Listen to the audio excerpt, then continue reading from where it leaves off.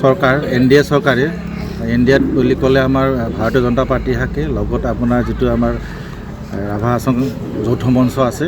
এতিয়া আমাৰ এই চৰকাৰখনে ৰন্ধন গেছৰ ওপৰত বিশেষ গুৰুত্ব আৰোপ কৰিছে। সেইকাৰণে আপোনালোকে দেখিব উজ্জ্বলা গেছকে আদি কৰি ফ্ৰী গেছ যিটো কানেকশ্যন, সেইসমূহ আমাৰ আই মাতৃসকলে যাতে পায় তাৰ কাৰণে আমাৰ চৰকাৰে সুনিশ্চিত কৰিছে।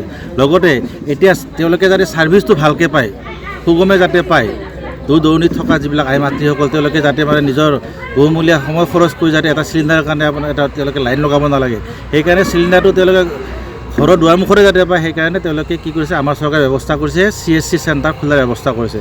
আজি বক সমষ্টিৰ প্ৰথমটো আমি CSC চেণ্টাৰ খুলিলোঁ, গেছৰ CSC চেণ্টাৰ খুলিলোঁ।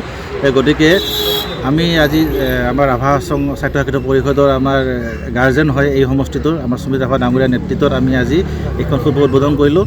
গতিকে তেখেতক মোৰ ফালৰ পৰা বহুত ধন্যবাদ।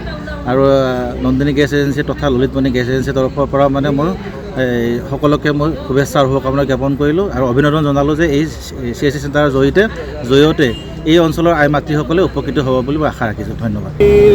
আজি এই মাছ বজাত বক অঞ্চলৰ এলেকাটো মাছ বজাত আৰু নতুনকৈ এটা CSC চেণ্টাৰ মানে কমন ছাৰ্ভিচ চেণ্টাৰ পইণ্ট আজি ইয়াত এটা শুভ উদ্বোধন হ'ল।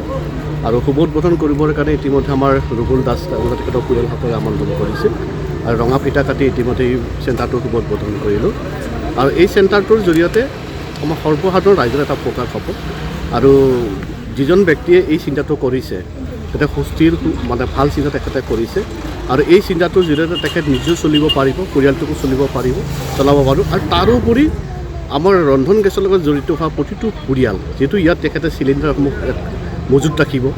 কেতিয়াবা হঠাতে পৰিয়াল এজনৰ ৰন্ধা বঢ়াৰ ক্ষেত্ৰত হঠাতে আমাৰ গেছটো কেতিয়াবা নাইকিয়া হয়, কাৰোবাৰ হয়তো 2টা চিলিণ্ডাৰ থাকে, কাৰোবাৰ হয়তো 1টা চিলিণ্ডাৰ থাকে। গতিকে তেনেকুৱা ধৰণৰ এটা সুবিধা আৰু সুযোগ আমাৰ ৰুবুল দাস ডাঙৰীয়াই আজি এই CSC চেণ্টাৰটো খুলি পেলাই এটা সুবিধা কৰি দিছে। ৰাইজ ইয়াৰ জৰিয়তে উপকৃত হ'ব। আৰু এই উপকৃত হোৱাই নহয়, ইয়াত কিছু নথি পত্ৰ কাগজ পত্ৰ কাম কাজবিলাক ইয়াত চলিব। গতিকে এটা সুন্দৰ চিন্তা, আৰু এই সুন্দৰ চিন্তাটো মই বহুত ধন্যবাদ জ্ঞাপন কৰিছোঁ।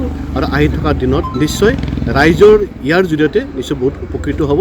CSC চেণ্টাৰ বুলি ক'লে অকল শাখাটিতে বুলি নহয়, আমি বকল অঞ্চলৰ বুলি নহয়, অসমৰ বিভিন্ন ঠাইতো CSC চেণ্টাৰত আমি খুলিব পাৰোঁ। গতিকে CSC চেণ্টাৰ খোলা মানে কি হ'ল, এজন ল'ৰা এটা পৰিয়াল তাৰ সংস্থাপিত হ'ল, উপাৰ্জনৰ এটা স্থলী হৈ গ'ল।